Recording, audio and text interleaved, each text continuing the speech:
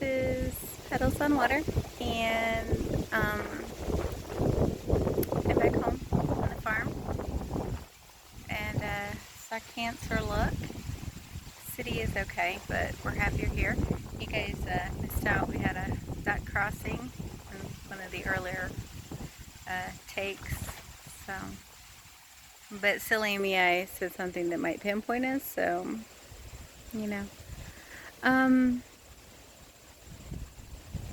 So, there's been a lot going on, and we've been preoccupied with our physicality, all the physical issues that we're having with breast cancer, with chemo, with, let's see if we can catch, oh, look, there's a duck. Aren't they cute? Okay, and I think we just had a poop incident, so yay, farm life. So we've been really preoccupied with a lot of our physicality, but one of the things that we've noticed from the beginning is that everything's been really eye-opening in terms of a lot of the internal stuff. I don't know if we've actually talked about it in other videos.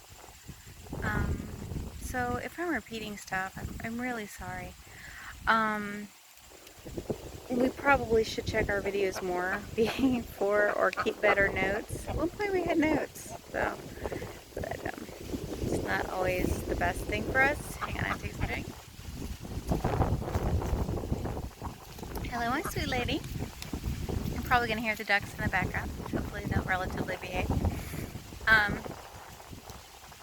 So it's just been, it's been like transformative on a lot of levels, not just physical. Physical part's been brutal, I'm not gonna lie. Actually, I went to an endocrinologist and he was all like, we have to worry about your blood sugar spiking, and I'm like, I'm not eating. I have whole days where I don't eat. You know, it's liquid only. I'm not eating. My meals constitute like, I don't know, maybe a fourth of a portion. When I'm feeling really frisky, they might be half. So yeah, it's not been fun. But the first was the worst. It's a double dose, extra dose to start the process, and you maintain a level through the rest of them. So hopefully, while it's still hard, it'll be easier to get through. But in terms of, you know, what goes on with us as a system, it's been different. There is actually like I have someone who kind of runs things in Columbus, I think. It's not that Maria's not there, it's that someone else is just helping. I don't know. So it's been a little unusual. We're noticing some definite memory blocks here and there where we're kind of like, oh, yeah, I forgot about that, or, yeah, I mean, just, well, that's new and that's different, and then someone has to step up and go, no, that was like that, you know, before. Remember, you were here before, you saw this before, that type of thing. I don't know how much of that is chemo brain, how much of that is, like I said, I think there's a new alter involved. So, you know, that's been crazy. Kind of in a good way, kind of not in a good way. Starting with a therapist on Monday, there are too many memories that are coming back, or I'm not sure memories is the right word, but there are too many dreams or flashes that make me feel things, so that it's like being triggered, but not exactly. Like I know there's something back there type of thing. So it's a more like a, you know, you're walking along and it's not completely dark. You know, you're just heading through a hallway that the light wasn't lit up, and you're going to a bright room, and you know, you swear you hear someone go, "Tss, hey," behind you, and you're like, wait, what? And you turn, there's nothing there.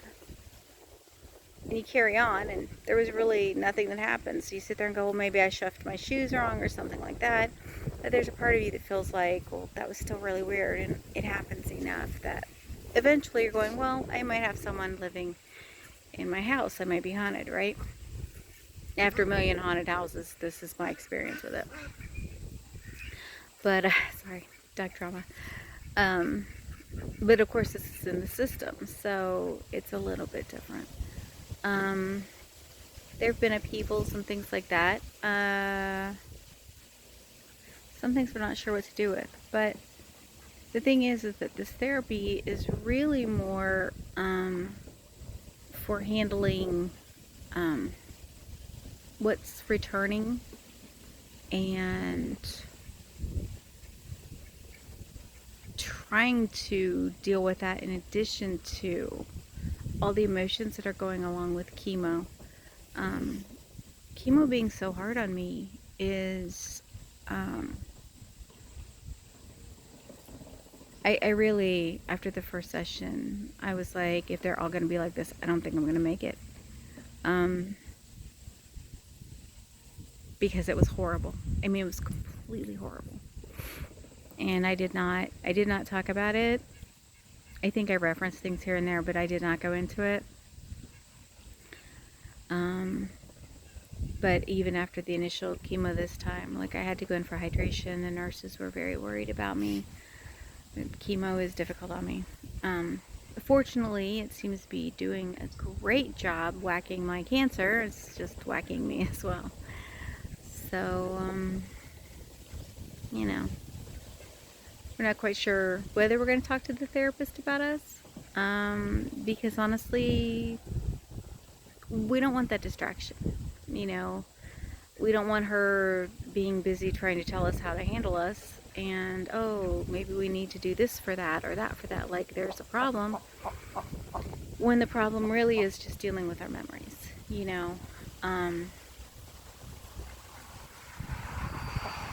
Getting people to come out, getting the whole picture, figuring out how we can help each other. We're a pretty independent system, I guess. The individuals in the system are independent. My family thinks that's funny. They're like, really? You? Independent? Who knew? Anarchists? What? Kind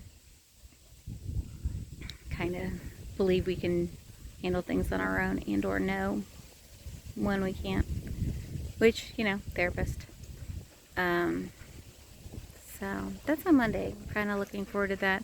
Also kind of not sure what to talk about because right now we're not feeling the massive depression that prompted us to call over the chemo because this session went better.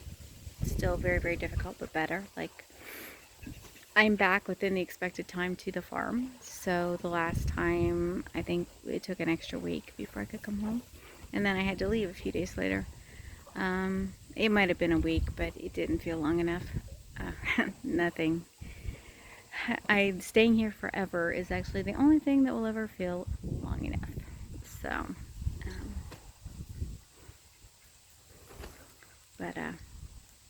anyway, back with my babies.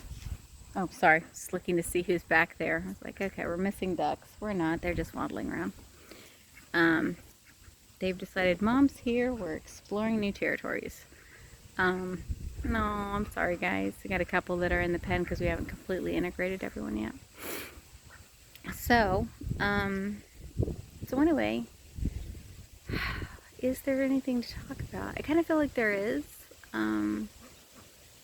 There's the whole situation with the new altar, who, if you noticed, I didn't say this was Maria, and that's because I'm not entirely sure this is Maria.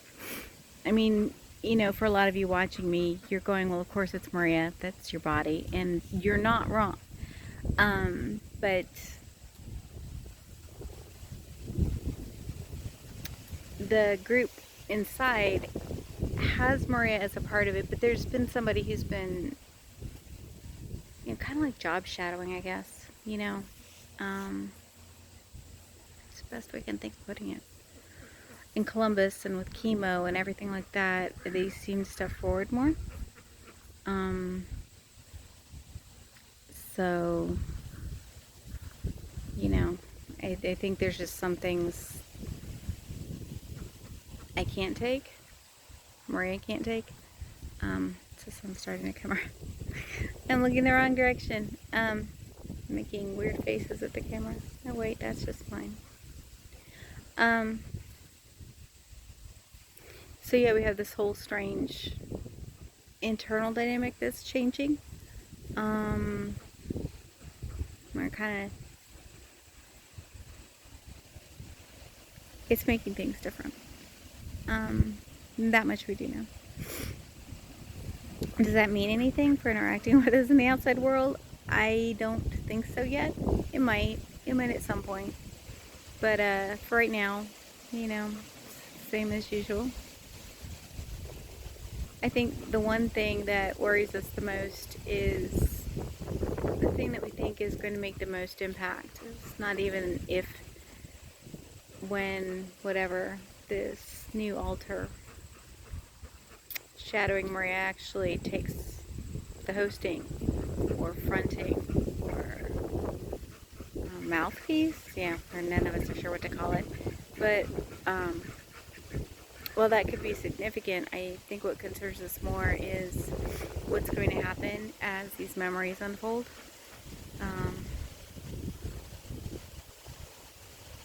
They're really very scary as to what they could mean, as to what we've been through.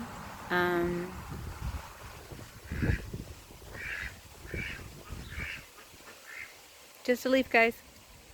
There is a part of us that is very concerned that what we're going to discover is just, we aren't even going to know where to put it in our lives. Like, it has a place, but it's going to kind of destroy a lot of things. And that may actually have a more profound effect on how we interact with people outside the system than anything any of our altars could present.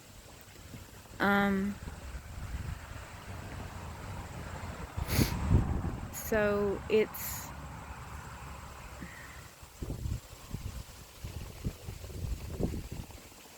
so, like, for example,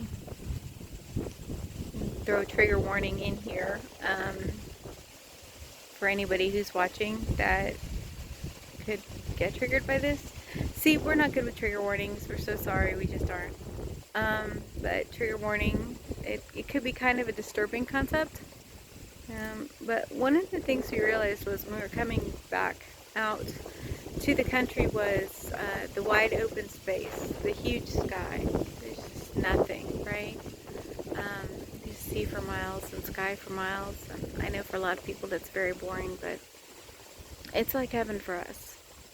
And, we thought about all the cities skyscrapers and buildings, and we were like, yeah, it's like when you're in the city, you have all these huge, like, people looking down on you. Like, it's like big shadowy beings looking down on you.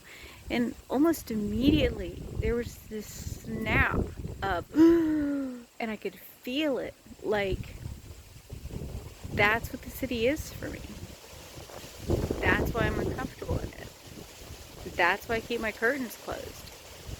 Because when I look out, it's like there are forms moving over me. Okay, so then the question becomes, what happened to me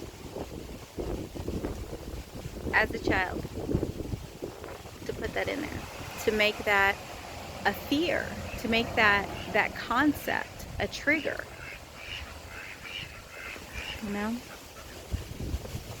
And it's a frightening one. A lot of my dream elements lately have indicated other things. that begin to fill in pieces and gaps, and yeah, it's just really not okay.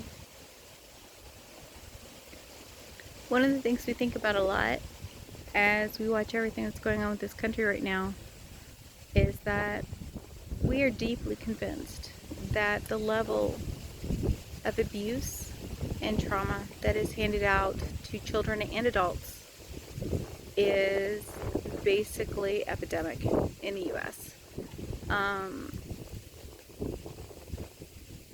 I think that we have treated the symptoms of the abuse without ever addressing the core issues as a nation, as a society. This is not political here, people. I mean, I'm literally talking about, I really, truly, genuinely do believe that that there are a lot more people who've been through abuse and trauma on a regular basis than, we're aware of. I think that we downplay it a lot, and I think that we don't realize the effects that it's had. And I think by taking people with mental illness and saying, hey, no, it's on them. Look, they have a disorder. They have a fill in the blank diagnosis, okay? By doing that, we shift the blame off the perpetrators, off the actual issue, and we make it all about fixing this broken person. Well, the thing is that yes, that can stop it from going to the next generation, but the problem is until we address that this is an actual issue as a society, we break it down into components. We do. We go, well, you see, there's this ism, and there's that ism, and there's the other ism. But the truth of the matter is, personal opinion only, but the truth of the matter is that you create enough isms, or you find enough isms, and then you have to ask, what are we really talking about here?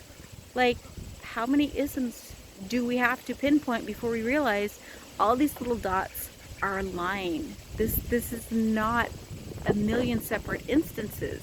This is overall, okay? This is happening, like, to everyone, to everywhere. And yes, maybe it's very specific. Maybe it's very pointed. Maybe some people, their latch is set so that I can only abuse people when I can abuse them, and off they go to abuse people. Because they know you're allowed to abuse people. They've been abused, but they aren't allowed to do it until a certain trigger is released. And I don't know. Like, to me, that's just something we should be looking at. Now, obviously, we're not going to. We're in the middle of this whole, it's that time. We had our expansion period. We were a world power, and now it's time for the downfall. If you guys don't know it, look it up. It's a thing. It's a growth chart, if you will, of a nation. Actually track the way a country grows. All the, it's like puberty. We're like in puberty. This is the sullen, aggressive age, where, at one point we were the top student, in 6th grade, and then suddenly now it's 8th grade, and we're having attitudes and getting into trouble, and, acne's breaking out and all that good stuff. So, yeah, that's where we're at as a country, and, that gets a little all-consuming because teenage angst. So, grumpy old lady moment. I don't know how I can be grumpy. I've got ducks all around me and cats in the house and fresh air and tree and sunshine, but there you go. So, this is long. Like they're not all. I hope you guys are doing okay. A lot of you have been thinking about me and sending me cards and helping me, and I cannot tell you how much it means. Some of those really dark moments that maybe called a counselor, we did. We were counting off, hey, remember this? Oh, do you remember that? No, don't forget this and that and this and that. And you cannot just sit here and say you're completely alone. Okay? So if you've got people in your lives that are going through shit like this, yeah, I mean, do not stop letting them know how much you love them. Um, because while it's kind of a trend to mock the term, the phrase thoughts and prayers, honestly, being here right now, I'm telling you, I cherish it. Okay. Um, I hope you're all doing well. I hope you're all healthy. I hope that you are finding kindness in yourself. You are finding kindness for others. You are finding kindness even if you don't agree. Okay? Because forgetting that we are all the same species, that we all go through the same things, we all smile for the same reasons, we all cry for the same reasons. It's so stupid. Sorry. Emotional. Gotta go. Bye.